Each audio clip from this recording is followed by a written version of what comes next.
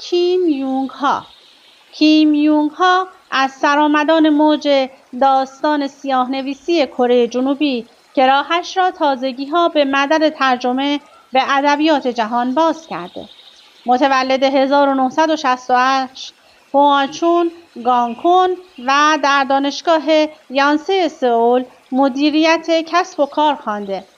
او بیش از آن که نویسنده تمام وقت شود به استخدام نیروی پلیس درآمد و چند سال در حوزه استحفاظی سون دستیار کاراگاه بود.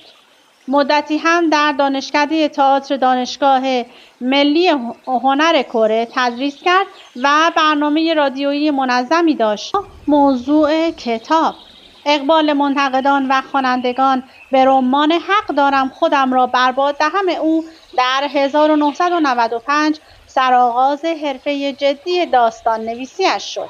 یونگ ها در کنار نوشتن به کار ترجمه رمان‌های انگلیسی هم مشغول است که تازه‌ترین آنها ترجمه رمان گتسبه بزرگ اثر اسکات فیتزجرالد است. اما بریم که این کتاب رو با